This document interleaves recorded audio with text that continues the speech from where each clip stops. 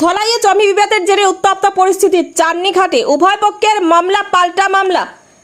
নিজের জমিতে চাষ করতে গিয়ে চান্নিঘাটে দুপক্ষের বিবাদে উত্তপ্ত পরিস্থিতির সৃষ্টি হয়। সংবাদ মাধ্যমের পর্দায় এই মুহূর্তের সবথেকে বড় খবর। বুধবার রাতে ধলাই থানা এলাকার চান্নিঘাট গ্রামের সঞ্জীব রায় নিজের জমিতে হাল চাষ করতে গিয়ে বিবাদের সম্মুখীন হতে হয়।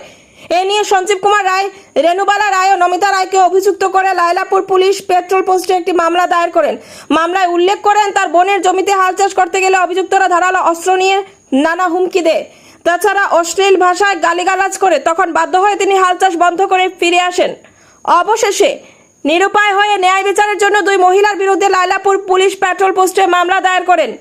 এদিকে বিবাদ নিয়ে রেণুবালা রায় ও লায়লাপুর পুলিশ পেট্রোল পোস্টে পাল্টা মামলা দায়ের করেন। উভয় পক্ষের মামলা পাল্টা মামলা সরগরম হয়েছে ধলাইয়ের চান্নিঘাট। আমি আপনার একটা কথা কই, আমি যে সময় ডিউটিতে বাড়িতে আইছি ওই সময় দেখছি আমার ছোট ভাই সঞ্জীব রায় হে এখানে আমার বড় বোনের জায়গা হাল চাষ করে। ওই সময় আমার ছোট ভাই যে বিশ্বজিৎ রায় হে কইছে ধরামণি দন্দায় আইনো কিতা একটা হাল চাষ না আইনো কিতা একটা ঝামেলা চলে। আমি তারে বিশ্বজিৎ রায় কইছি তুই যা, আমি একটু পরে আইছি। যাওয়ার পরে দেখলাম সঞ্জীব রায় প্লাস মানে এই যে সিরিজ এটা যে বুঝছেন কিতা কইছি, এই যে সিরিজ এটা মানে হদারও সঞ্জীব রায় প্লাস আরো খেয়ে আসলো অন্ধকার হয়ে গেছে। আমিও তারও দাঁড়াইলি বাদ। ওই সময় বিশ্বজিৎ রায় আমি এমন সময়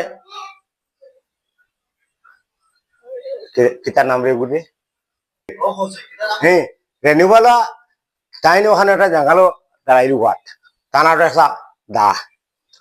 এমন সময় একটা বড় ট্রেনকার চলে, আমি ট্রেনকার কইছি হে ভাই তুই ওদিকে যাইস না, কারণ সিটা পিঠা ভরবো। আমি তাই না দিদি শুনোই এখন দিল সিটা ভরবো আর একটা সিটা পিঠা ভরো, তুমি একটু সরিয়ে আই যাও। এমন সময় তার মেয়ে আইছে, তার মেয়ের নাম কিতা হ্যাঁ অনিতা আইছে। অনিতাও নাই কইছে বলে খাখা আমার খাখা ডাকে, কইছে খাখা এনো কিতা হয়েছে। আমি এইখান তো আগে ছুটে জাঙ্গাল আসলো, এই জায়গাটা হইলো আমার সত্যরঞ্জন রায় আমার মানে বইনের জামাই। এখন তাই মৃত অবস্থায় স্নেহতা রায় কান জায়গা এটা তত্ত্বাবধানে সঞ্জয় দেখাশোনা করে হ্যাঁ করে। পরে আমিও দিদিকে কইলাম দিদি শুনোই এই জায়গাটা হে যে একটা বড় গাড়ি চালার আর একটু সরইন দেখে তাই ওটা হলো আমি এখানে করতাম। ও যে দিদি মানে রেণুবালা হ্যাঁ আমি কিন্তু হইলে দিদি দিদি কই আর যে একটু সরে এখানে বড় গাড়ি সরে আনলে তোমার ঘরে তো সিটা ভরি দিতে পারে। তাই দাসটা লইয়া ওটা কইলা আমার জাঙ্গালো আমি কথা আছি। আমি বললাম তুমি একটা কাজ করে একটু সরি জানো বা এরপর লাস্টে ট্রেকার ডুবে আমি ও কথা কইছি তুমি এক কাজ করো আর ট্রেকার চালানি বন্ধ করলাম আর আজকে আর দোকান নাই, যার জমিন আছে কাগজপত্র দেখিয়া যেটা এবার দেখা যাইব। আমি কইছি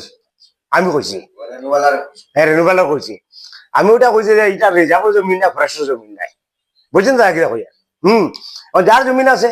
আর আমি রেণুবালার কথা কইছি যে এখন এই জায়গাটা এখন তুমি যে এখানে রুয়ার হইছ এটা তো কল্যাণ করি না তোমার কিতা মাতা দা হ্যাঁ অন্যায় আর একজনে আল চাষ করছে তুমি এই জায়গায় রুয়াটা রইলাই ওই রেণুবালাই আমার ওইটা হইলা তুমি বেটা কিতা মাত মাতস হ্যাঁ।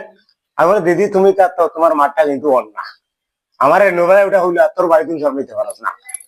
তখন আমি ওইটা কইছি আমার বাড়ি ঠিকাতা তুমি বলিও না, বুঝছেন দাদা আমার বাড়ি ঠিকাতা তুমি বলিও না। এরপরে তো এমন সময় তার মেয়েও আইসে তারা গেছেন যা আর আমি মিথ্যা প্রত্যক্ষ দেখবো। প্রত্যেক দর্শক আসলো সঞ্জয় খেয়ে আসলো তোর ভারত খেয়ে আসলো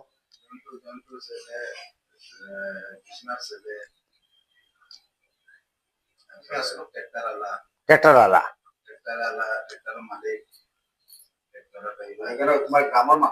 হ্যাঁ গ্রামের মানুষ তো ট্রেক্টর ড্রাইভার আমার বলছে দাদা হ্যাঁ ট্রেক্টর ড্রাইভার দাদা রেণুবালা তো দা। তখন হ্যাঁ হ্যাঁ তখন আমি কইলাম আমি মানে জিনিসটা মানে একটা চিন্তাধারা নিছি খণ্ডন কেউ নাই।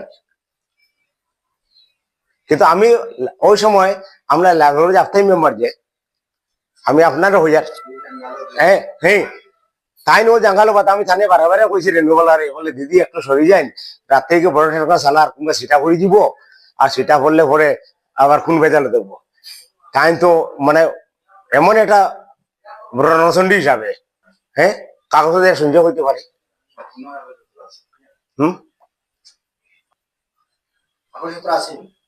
সেটা রে বা ও তো মাস শেষ হ্যাঁ আর সব আছে সঞ্জু গতকাল যে ঘটনা হয়েছিল ওইখানে ঘটনাতে ওরই একজন আত্মীয় ওর মানে বাইগনা সম্পর্ক বাইগনা নয় দিদি সম্পর্ক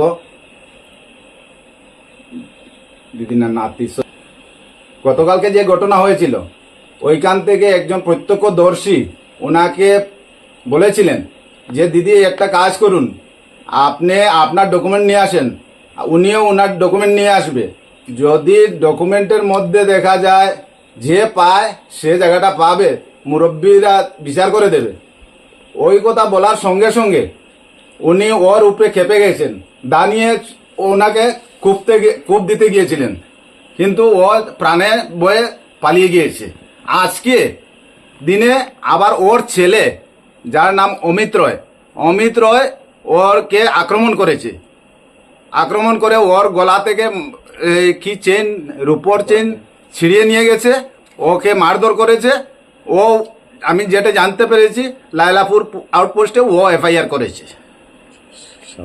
নমস্কার মিডিয়া বন্ধুরা, কালকে যে অভিযোগ উঠছে আমাদের উপরে এটা সম্পূর্ণ মিথ্যা। প্রত্যক্ষদর্শী এখানে প্রায় 20-25 জন আছে।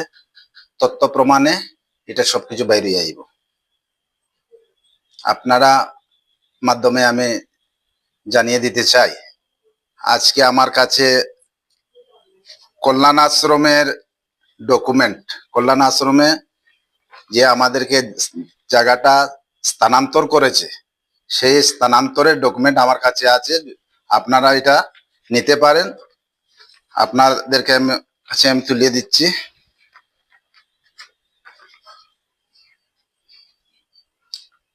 জায়গাটার চতুর্সীমা টোটাল জায়গা আছে এখানে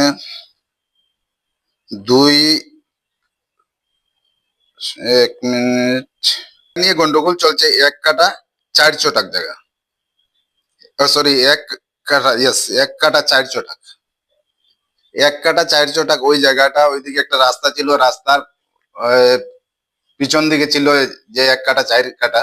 এই জায়গাটা ওই আমার যে কালকে যারা আমার সঙ্গে ঝগড়া করেছে ওরা বলছে যে ওদের যদি তথ্য প্রমাণে পায় তাহলে আমি দিতে বাধ্য, আমার কোনো অসুবিধা নেই।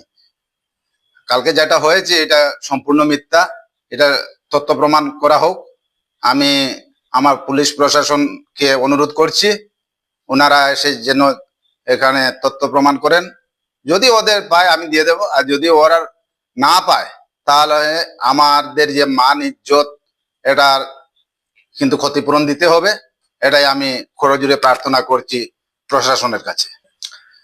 আমরা মারধর করেছি এটা তো সম্পূর্ণ মিথ্যা। আমি ছিলাম এক জাঙ্গালে, আমার বড় ভাই ছিল লেফট সাইডে জাঙ্গালে, উনি ছিলেন মধ্যে একটা পোস্ট আছে যে সীমানা, উনার একটা পোস্ট আছে, ওইটা আমি পোস্ট মেরেছি। ওইখানে 3টা পোস্ট মারা আছে। 3 পোস্টের ভিতরে আমি হাল চাষ করেছি। ওই 3 পোস্টের ভিতরে এসে উনি ধানের চারা রোপণ করেছেন। এটা ন্যায় না অন্যায় ওটা আমি প্রশাসনের কাছে সুবিচার প্রার্থনা করছি। আপনি কি মামলা দায়ের করেছেন? আমি করেছি, এফআইআর করেছি। এফআইআর আমার আছে, আপনাদের কাছে তুলে দেবো আমি। আমি আপনারা মিডিয়ার মাধ্যমে একটু বলতে চাই, আমি সকালে কোনো সময় রাত্রে 2টার সময় ডিউটি যাই, 3টার সময় ডিউটি যাই প্রশান্ত দেবের রাস্তা দিয়া। এই সময় যখন আমার সঙ্গে ওদের একটা মানে কিতাবানি করে রয়েছে, হ্যাঁ, তখন আমার কোনো সময় রাতে ডিউটি হয়, রাত্রে আমি রাতে 10টার সময় আসতে পারি। আমি ডিফেন্স চাকরি করি, আমি এজ এ আর্মি ড্রাইভার। আমার চাকরি আজকে 30 বছর হয়ে 38 ইয়ার্স আমার প্রাণে বয়ে আছে। তো ওইটা আপনার মিডিয়ার মাধ্যমে ডিসি মহোদয় হ্যাঁ এসপি মহোদয়, ডিসি মহোদয় আর চিফ মিনিস্টারের কাছে আমি এটা অনুরোধ চাই যে আমার একটা সেফ চাই। ঠিক আছে, ধন্যবাদ।